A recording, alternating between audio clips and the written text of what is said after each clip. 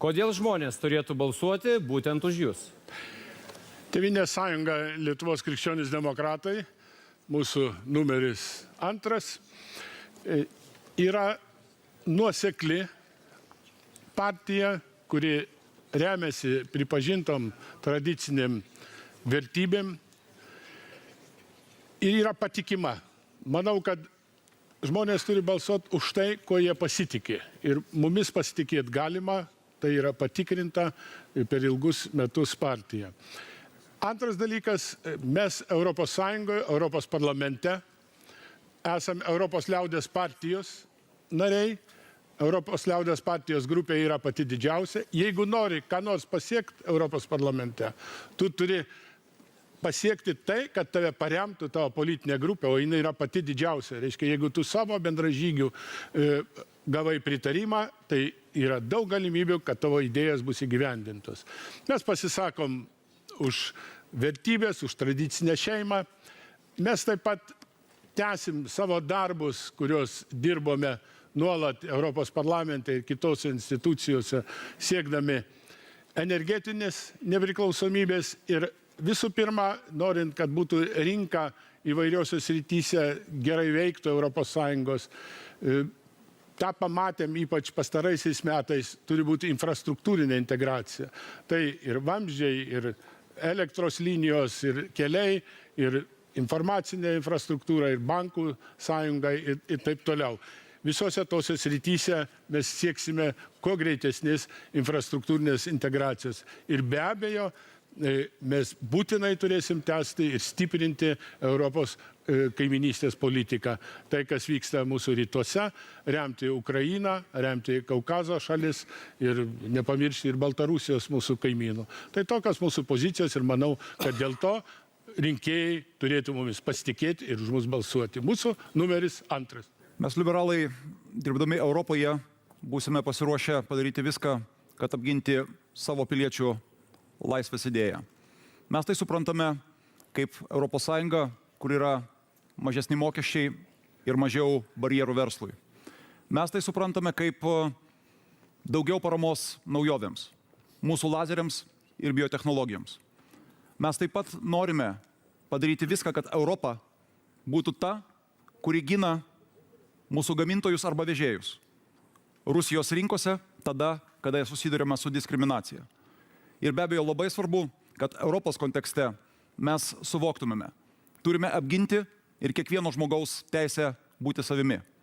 Oriai, dirbti, realizuoti save kaip kūrybiškam individui, bet kartu ir suvokti, kad tolerancija vienas kitam, supratimas ir privataus gyvenimo gerbimas yra nemažiau svarbios vertybės.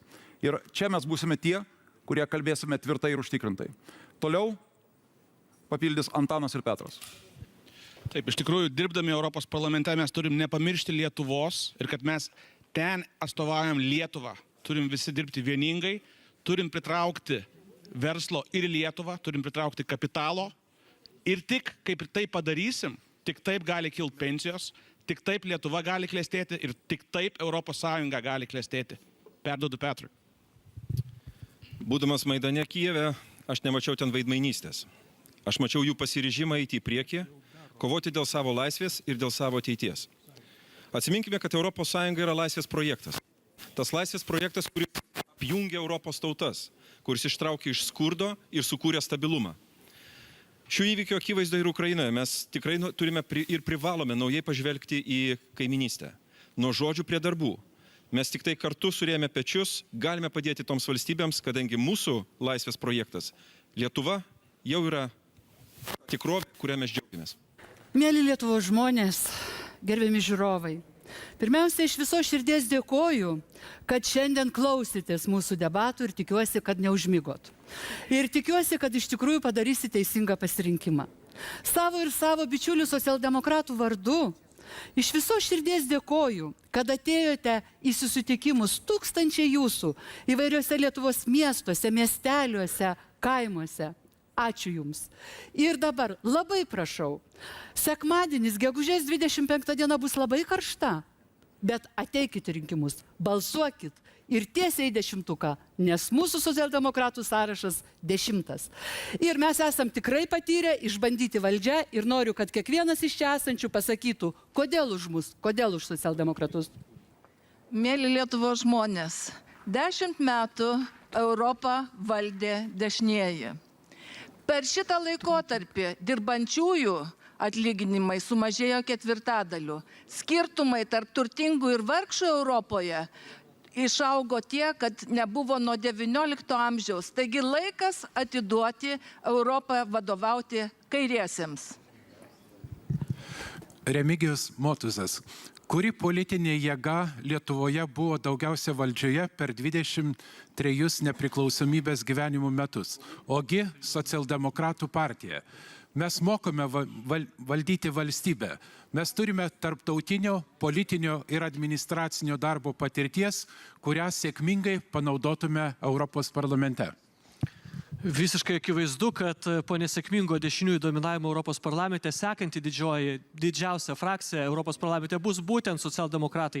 Ir vienintelė socialdemokratų partija priklausys didžiausiai Europos parlamento šeimai. Todėl balsuokit už geriausius, stipriausius ir labiausiai patyrusius.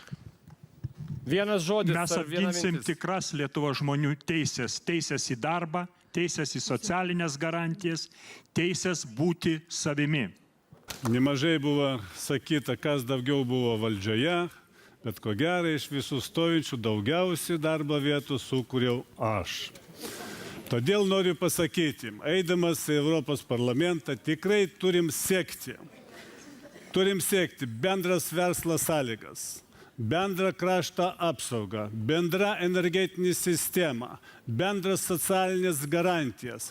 Tikrai mes turim siekti, kad Lietuvos žmonės turi būti lygiaverčiai prancūzams, vokiečiams ir britams.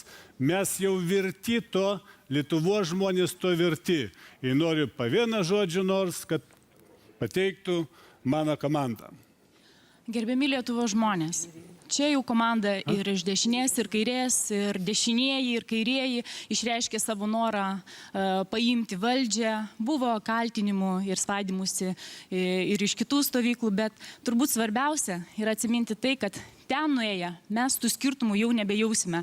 Svarbiausia bus, kaip dirbs bendra Lietuvos komanda. Mes turėsime jau nebe 12, mes turėsime 11 narių Europos parlamento ir mes ten turime būti vieningi, kad ten dirbtume Lietuvai visi kartu.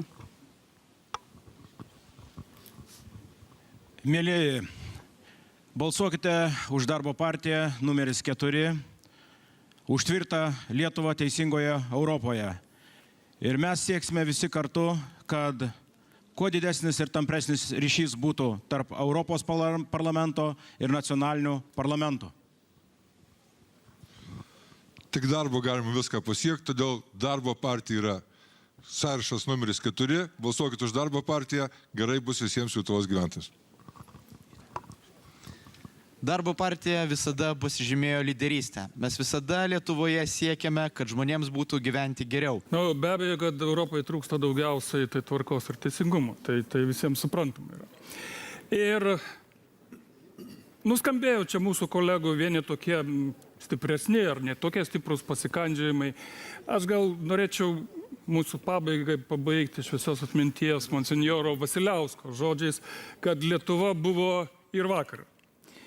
Kažkaip simboliškai gavosi, kad mūsų numeris 5, aš ištraukiau numerį kalbėti 5 ir norėčiau bent 5 dalykus pasakyti, dėl ko reikėtų balsuoti už tvarką teisingumą. Pirmas, mes sieksim, kad Europoje būtų daugiau Lietuvos. Antras, visur ir visada remsimės, kaip Aleksandras Stulginskis pasakęs, savo tauta.